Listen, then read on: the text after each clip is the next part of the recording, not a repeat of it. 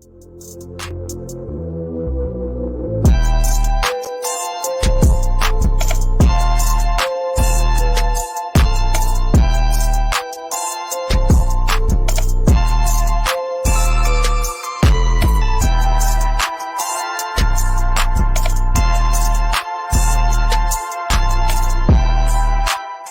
here on the ground with you all.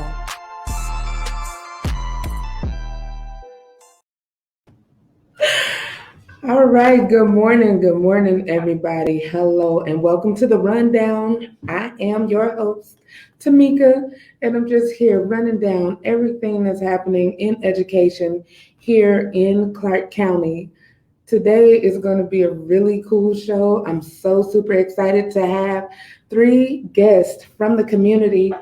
We have a parent, we're going to have a student, and we have a community member. So please like this video, please share it with your friends, and please join the conversation. Add your comments, and let's get to it. Our first guest we have is Eden, and I'm going to allow her to introduce herself. Hi, Eden. Good morning. How you doing? I'm doing well. How are you doing, Mrs. Henry? Oh, I'm doing wonderful. It's so good seeing you again. The school board meeting. Yep. Well, hello, everyone. My name is Eden Abibi. I'm a senior at Southeast Career Technical Academy, where this upcoming school year, I'll be serving as student body president. I'm also a youth leader of the youth division of Make-Thor, Nevada, called the Youth Power Project. There we focus on policy innovation, empowering youth voices in the community, as well as education advocacy and pushing students to be present in the conversations where they're being talked about. So I'm really passionate of being the youth leader that I am and pushing, my community, my peers to be present during these conversations and, pushing to get the rights that we deserve. But yeah, that's pretty much who I am. Oh, thank you, Eden. No, you are awesome. And I appreciate you joining me this morning for this very important conversation. Of course. All right, we have Miss Serena. Miss Serena is our parent that's going to be joining the conversation. Good morning. How are you? Good morning. I'm well. We're all here at home. The babies are here, and we are preparing for day 1. Are you ready for it? No, and it's happening so quickly. But I am a CCSD parent. I became a new parent of 4 last year. And I was quickly thrown into all things CCSD from the parent side. I am an alumni of CCSD, a product of the Clark County School District. I graduated from school here, and my 4 babies my 3 are in elementary school. So I quickly joined the school operation team, thanks to some recommendations from folks, particularly you, Tameka, letting us know that that's a resource for parents. And I found out the ins and outs of the school. So I've just been involved as much as I can be, and just making sure that we ensure our kids' success academically in the way that I can. Absolutely. No, I thank you. I thank you for, taking charge and getting involved. We need you. We need more families engaged, and I appreciate you jumping in there and kicking butts and taking names. Thank you. Absolutely. And next we have our community member. We have Miss Carrie Kaufman joining us on the rundown today. Hello, Miss Carrie. How are you? I'm good, Tameka. How are you? I'm doing well. It's good seeing you again. Is this twice this week? I think so. Yeah, really. It is. Yeah. All right, breaking records. So please tell the audience about yourself. I am a community member. I am a mother of 2 daughters who just graduated from CCSD, so they're heading off to college in a month. And then I'm also a journalist, and I write about CCSD and the craziness of this board and sort of the ins and outs of what happens behind the scenes at CCSD, which is also crazy. It's fun. It's very fun, but that's what I do these days. Is it really crazy? It is crazy. Is that what you've experienced? I don't know what you're talking about, Carrie. I don't know what you're talking about. You know what, Tameka? There are actually people. There are a lot of people who are afraid every time they go to work, and they call me and they tell me, and they're like, "Don't tell anybody else." I mean, like, don't tell people I called you. It's really bad. Yeah. Oh, all right. Okay. Well, that's a great segue into spilling the tea. So now I know who to go to when, like Carrie get the inside scoop, huh? Mm-hmm. So when we talk about spilling the tea, so right now there's been a lot of conversation around. There is $770 million coming to the school district from the federal government, as part of the Recovery Act. Now, is it okay? I said 770 million, but there's been talks that there's 750 million. And I don't know what numbers you all have been hearing, but it's like, why is there this big discrepancy? Like $20 million is a big discrepancy to me. Is it $770 million or is it $750 million? And why is there such a discrepancy? Like $20 million, not a lot of money. Like, that's a lot of money. So for me, I'm happy that these conversations are happening. And there are various ones that are happening throughout the community, trying to get the input from community members, different organizations, and that's all good. But it's a $20 million elephant in the room to me. So I don't know what you all have been hearing. Like, where the money reside? Where is the money, right? Where's the money? It's coming. We know we need to make decisions on how we're going to spend it, but what's the true number? So, Carrie, do you know what the true number is? I don't actually. I haven't been paying attention to, the 770 rather than 750. I kind of assume when I see different numbers that somebody made a mistake. What I'm much more interested in is, where's it going? Like, how are we spending this money that we're going to get? And are we spending it on stuff that will take us long term, or are we spending it on stuff that's just short term stuff that's going to be, it's like eating candy. That's what I'm worried about. Are we spending it in a down payment investment sort of way? Right. No, and we know that these are one-time funds, right? We know that these are one-time funds. So this is a opportunity for us to make meaningful investments in certain areas. So where should those be? So I want to start with Miss Eden. You're a student. You hear this figure, 770 or 750 million, whatever the case. Where do you feel the money should go? Like, I want to start with the question, like, what do you want to be true for yourself in education? Yeah, so there's so many places that I think this money could go. There's a lot of things that our education system currently lacks, but some things I could think of right off the top of my head is college preparatory. So a lot of students struggle to pay for the ACT boot camps that schools may offer, or buying these ACT books. And through the past pandemic, even like myself having to study for that, and like my parents both being unemployed, it was a big fear of mine, like, since colleges really look at the ACT scores, and that's a big determining factor of which school you can go to. If I can go to these highly competitive colleges, that would really, really, help me in my career goals. So it was like taking a couple colleges away if I don't do well on this ACT, this huge thing. So really, it was a really scary thing, not being able to possibly pay for these things. And I'm 100% sure thousands of other students were in like the same position as me, So preparing for college in general as well, I feel like not until my junior year, I felt like these things were thrown at me. I wish freshman year, sophomore year, that I could have been more prepared for the process of applying to college. And my parents both being immigrants, they have no idea how the college process works.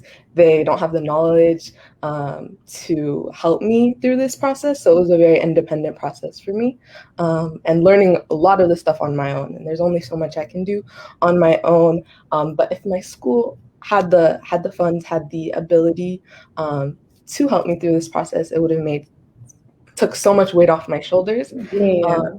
Yeah. And another thing, psychologists, counselors, mental health support is a huge thing, especially for high school students, I think, since that transition from, just like middle school to high school, I feel like it's a huge transition, and a lot of people struggle mentally, emotionally, and not having those resources is a big struggle. And I think it's like for every 250 students, there should be one counselor on campus. I think, I'm not sure the exact ratio, but I know a lot of schools are not getting to those needs of the students, and those ratios aren't right. And I don't even know if my school has a psychologist. So I think having that mental health support is another big thing we should use our funds towards. Thank you so much for that. And you brought up very valid points. And I thank you for sharing those, because yes, for students that are going to college, had you had that additional help and support. And the other thing that you mentioned is for your parents, like your parents didn't know what to do. So I'm hoping that some investments go into just that family engagement piece of supporting families as they support their children. And mental health, I mean, it was already needed prior to this pandemic, and now I feel that it will be needed even more. So having those counselors and supports on the school level is going to be important. Thank you so much, Eden, for sharing. Ms. Serena, as a current parent, what do you want to be true for kids and education, your kids? It's so funny. Just hearing Eden speak, it just reminds me of my experience at that age in CCSD. And I said the same things. And here we are umpteen years later, and we're still saying the same things. And that's a problem for me. So if we could place this $770 million to be to put us in position so that we can actually create some type of true change for our kids, so that we aren't repeating the same stories, the same experiences for our kids 20 years later. That to me will be the best use of our funds. The fact that we don't have enough emotional support in schools, it bothers me, and the kids need it, especially now that the pandemic has hit. And this has been an unprecedented experience, and for the kids to have experienced that, there's going to be a greater need for support in the schools. We're going to need to support our support staff even more. We're going to have to support our educators even more. Like there's so many professionals that make school, and they're going to need better support than we've ever seen, because of the experience that we've collectively experienced. So that's one. I want to make sure that my kids are ready for school. Like Eden, I'm a first generation college student too. My mom worked 2 jobs, and she was support staff at CCSD high schools. And she had no idea about how to promote me to higher education. And that's a problem for me. Like, you work as a support staff in schools, but you still can't support your child to move on to higher education. So what resources exist to support parents in getting their children to the next level? Because it is a team effort. It's not just the institution, not just the school, but it's our parents too. And if they aren't aware of the processes and how it works, my mom relied on other parents to get me to see other schools and to get me to the auditions, because I was in theater at the time, like to get me there to figure it all out. And I'm like, in 2021, why isn't there a parent boot camp? Why isn't there something to help support parents in that way too? So yes, we can use our funds to support those efforts, and they are very necessary. Were you gonna say something, Tameka? I'm sorry. No, I'm just totally agreeing with with what Me you're too. Me too. saying. It's stuff that's been needed for decades, and now Yes. you have the opportunity. You've Mhm. been, let's be clear, you've been had the opportunity to do Yeah. things that will have meaningful impact on families and Mhm. their children. And I love that you said, it's a team, it's teamwork, it's partnership Yes. to get kids to the next level. And so you said parent boot camps. I'm over here writing things Yeah. down because we need to make sure that we are collecting all of this information and data and making sure that we put it in. So these community input questions are part of a toolkit that was formulated by groups like Opportunity 180, Public Education Foundation, and the Gwen Center. So we need to give them a shout out for the work that they've done um, to get this toolkit together, to give to communities, to gather this input. And so I'm feverishly writing to make sure that I don't miss anything. Thank you for giving those valid points, and we're going to make sure this information get into the hands of the decision makers. Yes. And you that are watching, please put your information, your comments, your thoughts in the chat because we are collecting all of it and putting it in our report. And Miss Carrie, Yes, I ma'am. know you have something to say. Okay, so first of all, a fellow theater person, yay. All right, my kids just graduated from LVA. I am a longtime theater person, so this is good. Nice to meet you. Second of all, like here, I totally agree with the mental health issues. There was in 2019, I'm going to reach for this number. I think it was about $72 million from the state that was to be given to different school districts to deal with mental health, to hire counselors and psychologists. Each district had to apply for it.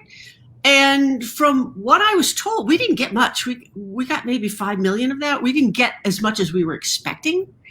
And part of the reason I was told was because the school district didn't finish their grant application in time, or something was wrong with the grant application. So there are those kinds of issues that, as I have been reporting, trip people up. Like they trip our school district up. I just learned the other day with Global Community High School that we do not have a way to teach people who come here and speak a totally different language to actually teach them English, like using phonics, because that's only something we do in grade school. So if they come here and they're 15, they're SOL. And we teach them how to speak, but we don't actually teach them the skills of English. That's kind of like a small thing I can't believe I just did that. So that's a small thing that you that you can't skip over, right? And I feel like the school district skips over a lot of things, if that makes any sense. So there's that part of it. I would love to see some mental health services put in. But what I would like to see, because as I said at the beginning, we can't hire mental health people on a one-time thing, right? Unless we say we're giving this $750 million all to mental health, and it's going to go for the next 5 years or 10 years, whatever it takes. I would like to see some sort of triage for mental health. We have all been through it. We are still in a pandemic. And people have been out of school. People have been learning online.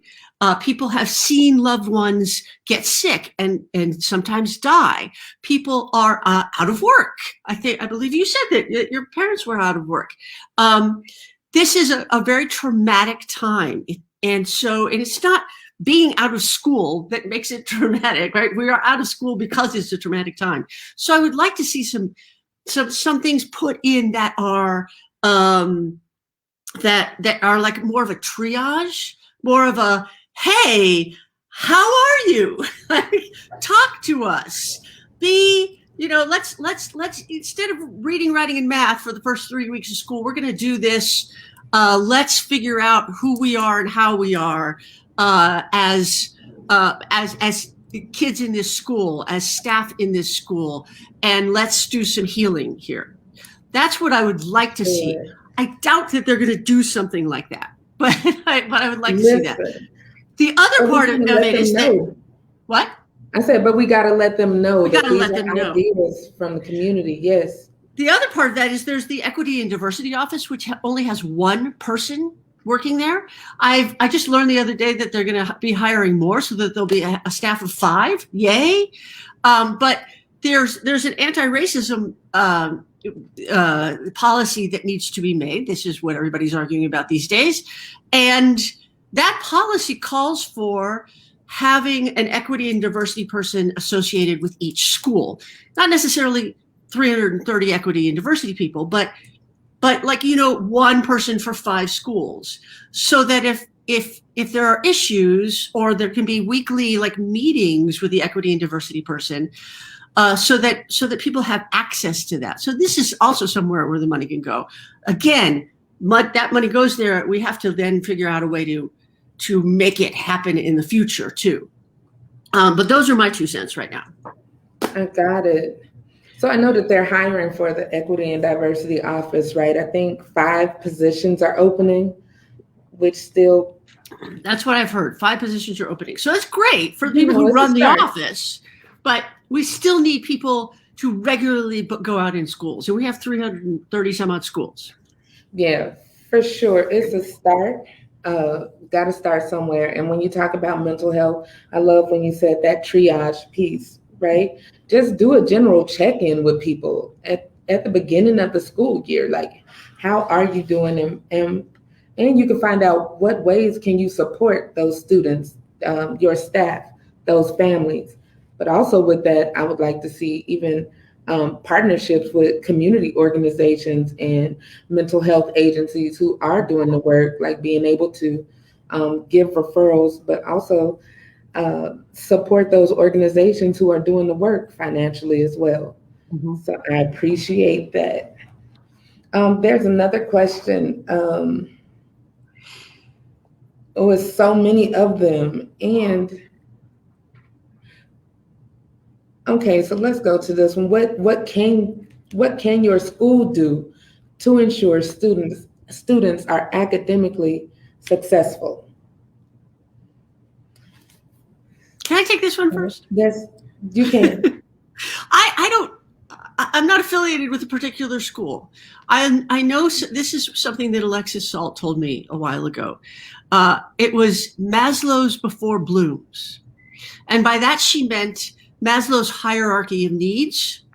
And Bloom's obviously is a taxonomy. That's what teachers use to learn how to teach. And her thing is, our students have to know that they are safe, that they are well fed, that they are cared for, before we can actually expect them to learn anything to do well on a test. And so, and this is what teachers struggle with, that there are a lot of kids who come in who don't feel safe for whatever reason. And so that's why, we go back to the mental health piece. If there's anything that I want to see schools do, it's to think about Maslow's before they start testing. I would love to see testing go away, but that's a federal thing. But I would love to see people, the teachers and the principal and the entire school thinking about well-being, and not just in the elementary level, but in the high school level. Oh my God, that's so needed.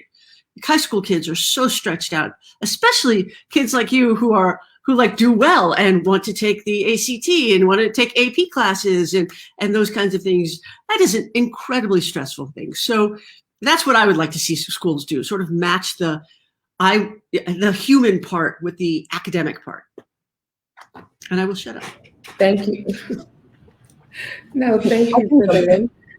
I see, just really quickly, we had a question from the audience. So she asked, wouldn't those 5 people be out in the schools as part of their jobs when we were talking about the diversity, equity, and inclusion those positions that are open. I mean, for me, yes, I believe that they would be out in the schools as part of their jobs, but I can't answer that. But also, it's 330 schools divided amongst 5 people. How effective are they going to be? Would be my question. So I'm sure they'll have to develop out some teams. I don't know, not the expert, but we will ask. We can ask our trustees. All right, I'm sorry. Um, let me go to Eden really quickly. What can your school do to ensure students are academically successful? Yeah, I 100% agree with Carrie that we should definitely be addressing the well-being of students. I all the time I see students, falling asleep in class, or, in the morning they're coming to class and, they're hungry, they're asking for food, and, addressing their well-being if they are in the state and the mental state to like learn and actually like retrieve this information and take it in, and actually take their test. So I think that's a big factor that will affect the academic success. Another thing I think is, of course, helping students balance everything out and like teaching them time management, teaching them how to balance their school life, social life. Students work too, working. So I think a lot of schools need to be more gracious to us students because so many of us are balancing hundreds of things, and some students have to take care of their younger siblings. So not only are they students, but they're honestly like babysitters and caregivers to their own like siblings. So there's so many circumstances for students, and I think another like educators and our administration definitely need to be more gracious and have compassion for these students, since you never know what they're going through. You never know why they're not being academically successful or why they're not able to prioritize their education. So I think those are a bunch of big factors. Thank you, Eden. And Serena? I just think that like schools that are in touch with their students and their families, they are aware of what's going on, can effectively program for them. So those life circumstances that Eden just listed, what can a school do to further assist those particular situations? Because I don't know that it should be like the district creates this one big program to address all of those things, because all of those things may not necessarily be needed for the entire district, but each school can individually assess and draw from those funds so that they can create the program that will best serve their students. And if they have successful programs, share with other schools who have those same issues. But it won't happen unless people are aware, take an assessment of what the needs are at their particular school. So we know those things are happening, but if the schools don't have the resources, or they prioritize other resources over the resources that could be available for students and their families, then that's a different conversation. But they should all have that option. They should have that option to address those individual things that are happening within their school system or within the families at that particular school. Because I know some schools are in high immigrant communities, and their needs may be different from students in another area that may not have as many immigrants there. So there's a lot of specialized individual needs that happen at schools that need to be addressed. And if they have the resources to address them, they could create all kinds of programs. Could you imagine? I know as a working student myself, when I was in junior and senior year, I held a job because I had to support our household. It would have been amazing to have some type of program that supported working students like myself. Like in college, we did it. When I finally got to UNLV, we had plenty of resources for working students. But it doesn't just start there. It has to start younger too, because those issues and those needs are there still. So there's a lot of opportunity there.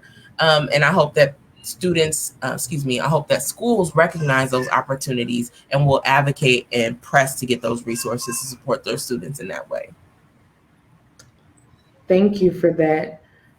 And I have been looking in the chats on our Facebook stream, and I wanted to address Sarah again, talking about the positions in the diversity and equity office. She said the likelihood of those being there within 2 years is slim. And I want her to respond. Sarah, can you please respond in the chat so we can get your thoughts on why you feel it won't be there in 2 years? I would love to be able to report out on that as well. I thought that too when you said that it's 5 people for 330 schools. You're not about to load me down with all this stuff. Like, it's a lot of the equity, diversity, equity is a heavy, like, it's labor. It's a lot of labor, especially if you are doing this on a day-to-day basis, having those tough conversations with folks, especially when it deals with inclusion.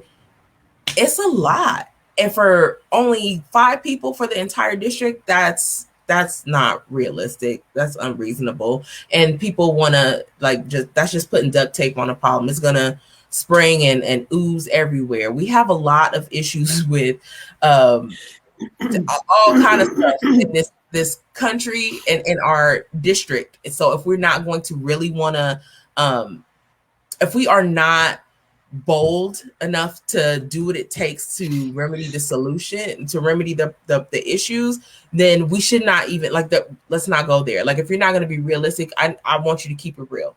You need to hire more people, and we need this work to be done, and the work is heavy. So expecting 5 people to address the work that needs to be done in our district, that's asinine to me. So yeah, 2 years. Yeah. I'm out of here. I'm going to go find something else. And I think also when I was reading the position, I was reading the description, and you need to be you have to be a licensed teacher or have your teaching license to apply, I believe. And so it's like you already eliminating a whole bunch of qualified individuals. So many people that do that work. That's not an education. Okay. Listen, I'm just. And I think this is a support. I don't know if this is an admin position or a support staff position, but it doesn't matter. It's not a teachers union thing that they're dealing with, so they can figure that out. Right. Yeah. Well, please, Sarah, leave your input in the comments, and I'm gonna go to one more question. I know that we're running out of time, but this is great conversation. But I do want to ask, what role do you see digital learning playing in student success in the future? Eden, I'm gonna let you start. If you have any thoughts. Right. And I think it's going to play a huge factor since, this whole year, the past year online. So I think it's definitely going to stick a lot of the things we've been doing in the past. So just using these online resources, I don't know if you're familiar with Khan Academy, things similar to that. So these platforms that are really guiding students and helping them. But I don't know, on the other side, they might not be helping us, because a lot of us found ourselves teaching ourselves throughout the pandemic, and we're giving these platforms, we're given Khan Academy at times, and we're told to learn ourselves. And I don't know, it's kind of taking out the educator and replacing these platforms with the educator, if that makes sense. So it kind of hurts us a little bit, because I know I definitely love seeing that help one-on-one with teachers, seeing that teaching being done in classrooms, and I much prefer a teacher in the classroom. So digital learning can definitely help us in many aspects, but there's so many different learning styles for students, so many different ways that it's easier for people to learn. We're all so many different kids, we all have different learning styles. So I can see digital learning, helping us as well as hurting us. But Khan Academy has definitely helped me transitioning into Canvas from Google Classroom. It was a good transition for me, and I think a lot of my peers can agree with it, that it's definitely much more organized, and we've heard that we're sticking to Canvas as well. So that's good to hear for us, since it's also a platform that's used, I know they use at UNLV. So preparing us for college, which is like a huge factor that all students love to hear, being prepared for the future. But yeah, I hope I answered that good enough. No, listen, you are a student giving up time on a Friday morning to share your thoughts with us. Yeah, it's good enough. Like it's great, and I Truth. appreciate your input. Truth. That's real. I love that. And so even with Serena, and by the way, like I've heard from many parents that, that digital learning, yes, it is going to have a place in our future, but we don't have the equipment and we don't have the broadband. And so that has to be Listen, I had no idea that there were so many Chromebooks. Like, where did they just boom came out of nowhere when they were saying, okay, we got to go to digital. And I'm like, so you had all these Chromebooks for all these kids this whole time? Are you kidding me? Okay, all right. I'm glad they were there, but we have the infrastructure. It's there. It's just like, it wasn't until like somebody put a fire, like we have to do this now, we were able to kind of transition to digital. But just like you said earlier, like the option has always been there, and it's just folks, I don't know.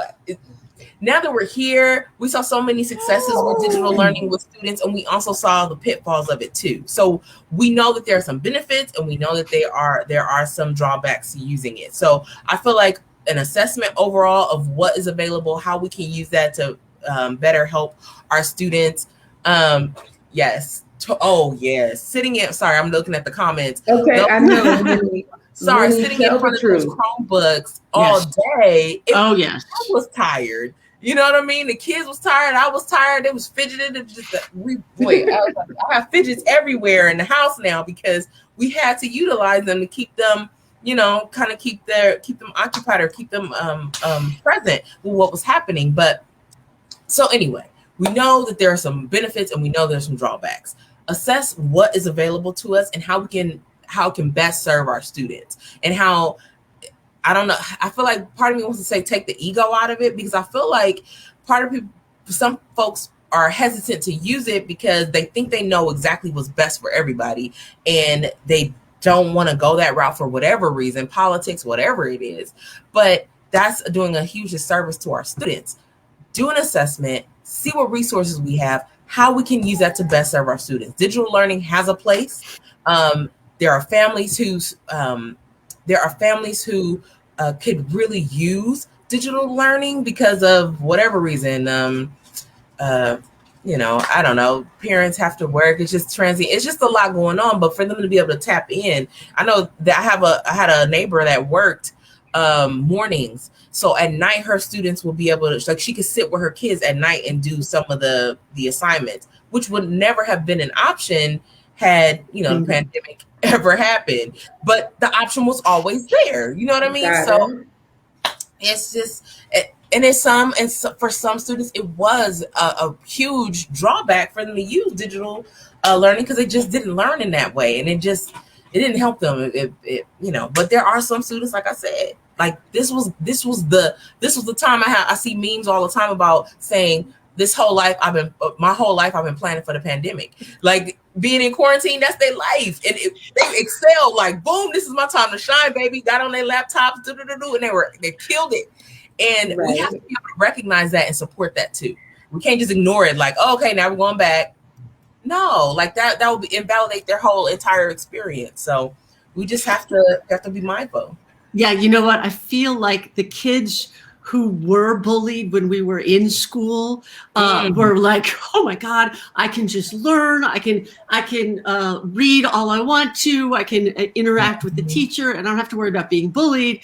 And the kids who were like more outgoing, maybe the kids who did the bullying were like, I'm alone and I need people and I can't take this anymore. So yeah, like we do have to acknowledge the fact that there are people who did really well with distance learning. And can I pick up on some of the things that they both said, if you don't mind, Tameka? Okay, cool. One of the things that you said, Serena, earlier was you talked about SOTs. You talked about the schools being the ones that are more equipped to figure out what to do with this money. And it dawned on me, like, we have broken up the school district, and we've given the schools all of this power. So we should really just break up this $750 million or whatever and give it to the schools, and that leaves about $2.2 million per school if we do that.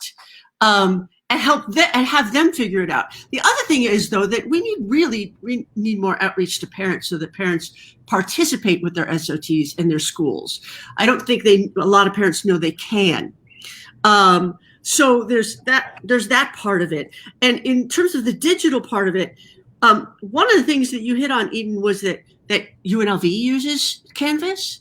And I've taught at UNLV, and I like the idea that I can just say, here, I'm just going to put this up and you guys look at this and then we'll talk about it in class. Or I can do a little quiz to see where everybody's at, or homework or whatever. And I can put the syllabus up there and it's all sort of there, right? So like when you're in high school, you're learning to be more responsible. And so I think Canvas kind of helps you to do that. But I don't think it's a replacement tool for teaching. I think teachers need to teach. I totally agree with that. But also, one of the things about digital technology, when my kids were little, they were starting to do digital. And one of the things the teachers were saying is, we do not live in a time where you just learn a lot of facts and regurgitate them. We live in a time in which you learn how to figure something out, right? We have this thing here that we are talking through, and that I can look something up any time, right? I don't have to know everything in my head. I can just look up and see, oh, is that the correct number or not the correct number? How does this work? So we need to focus on kids using digital to like as their toolbox to find things out, not necessarily to say, this war happened at this time, and then this happened, and then this happened, but to look it up, try and figure it out. And the third thing is that digital, I think, does, when I have talked to people about like absenteeism, and we've talked about the fact that, Eden talked about the fact that some kids have to stay home and take care of their siblings. I think that digital can give us some flexibility. It doesn't just have to be that everybody sits in class from 7 a.m. to 2 p.m. It could be that some kids come in later and do some stuff digitally. And you know, it's a harder thing to do for everybody. But I think that if we are creative with it, it can give us some flexibility. And that is all. We got you. That you had a lot in there. Thank you for doing that. When you spoke about SOTs and just giving the money to the schools and let the SOTs do, we all know that all SOTs are not created equally. Yeah. Right? And when we talk about that, you know, just even getting more parents involved in that situation and knowing that that's an opportunity for you to be engaged and be a decision maker at your school level. But also there has to be consistent training of SOTs and, you know, just implementation. Like, again, all SOTs are not created equally. Mm-hmm. Those who know that the final decision lies with the principal, even though you can go back and forth and have all this dialogue and input and come to a consensus, sometimes things don't go the way that you thought they were going to play out, right? Mm-hmm. But with that being said, you know, you have to be involved in part of the process in order to lend your voice, right? And we will schedule some SOT trainings. We have a couple of individuals at different organizations, and we will be doing SOT trainings through one of my family advocacy groups, Rise Up Nevada. in partnership with some other community organizations to, one, let people know what SOTs are, the history of SOTs, your role on the SOT, and just getting you prepared to run for a seat because you have to be elected. You do have to be elected, but you can't just go to a meeting. Everybody can go to an SOT meeting. So, for sure. And people don't realize that. So yeah. Yes, anybody can go to a SOT meeting, and it's supposed to be listed on the school's websites, which is something that doesn't happen consistently across schools, but you have to be there to let them know, oh, you're supposed to be doing this. So I can be informed of when the meetings are so I can participate. So be on the lookout for those opportunities to learn more about SOTs and how to get more engaged. And students absolutely can be part of SOTs, not even can be, they have to be on the middle school and high school levels, they have to be. And so, are you on your SOT? I know you're on student council, Eden. No, but I do meet with our administration. But I do hope to be more involved in SOT in the upcoming school year. Did I hear you say you're running for office? Did I hear you say that? I don't know. I'll have to see. It's all right. That's right. We're going to get you prepared. You can come to our training so you'll know more about it. And so you're feeling all empowered to sit there and represent the students. Well, I know that we've went a little over, but I appreciate these conversations. They are necessary. We need the information to take back to the decision makers so they know that we've had these community meetings. We're going to be having one in person as well. But I do want to encourage you to please visit makeitworknevada.org and pledge to our economic fairness campaign. And that's on makeitworknevada.org. Also in the chat, there should be a link for you to fill out the surveys, the questions, because we need your input so we can make sure that we get this information back to decision makers. Let your voice and words be heard. So please fill out our community form that is linked in our comments. And we also have, we do have an in-person community conversation coming up on Tuesday. Do you want to speak to that? I got a guess really quick. Come on in. So many of you, if you watched the last rundown, you had the opportunity to meet community dad, Josh. Community dad is in the building. So you want to speak about Tuesday's event? I will. First, let me address you. How y'all doing? I'm sorry. Hi. Good. So yeah, on Tuesday, similar to, actually pretty much identical to the questions that Tameka just went through with all y'all, we're actually having an in-person community meeting to discuss these questions and hopefully have a robust conversation. I'm actually a representative of one of the organizations that's involved in helping to create the toolkit to help conduct these community meetings. So this would be a great opportunity for us to have those authentic, transparent conversations, get the information and representation of the community's voice, and for us to be able to take that information back, get the data synthesized, and then push it through to the places that it needs to be pushed through to have the community's voices being heard. So that's going to be Tuesday at 6 p.m. at Gentlemen by Choice. And what's the address? 1016 West Owens. All right, so 1016 West Owens at 6 p.m. Meet us at Gentlemen by Choice to continue this conversation. Please do. Please do. Thanks for letting me jump in. No, absolutely. I'll see y'all later. Absolutely. So y'all, so please, like I know it's a camera full of women right now, but we want to invite our fathers and men in the community come out and join the conversation as well. So Josh not there by himself. If I gotta be though, I'm gonna still hold it down. We're gonna hold it down anyways, but it would be nice to just, come on out and join us so we can let our voices be heard And that's going to be in collaboration with Make It Work Nevada, Rise Up, Opportunity 180, and the Abodo Collective. So come on out, join us, get a bite to eat, and be engaged in these conversations. And please fill out the form that's in the comments. We need your input. So I want to thank you all for joining us, Eden, Serena, and Miss Carrie. Thank you so much for your very valuable input. Did anyone have any wrap-up words? You have anything to say? No, I just want to know who the other person is in Selena's picture. Oh, Can he speak to it? Hello. Can you say hi? Oh, he's Ah! hey, baby. Oh, it's okay. It's okay. Hello, everybody. Okay. All right. Well, thanks for being with us. Right. Thank you all so much for being with us. This has been the Rundown with Tameka and the crew. And we'll see you next time, but we will see you in person on Tuesday.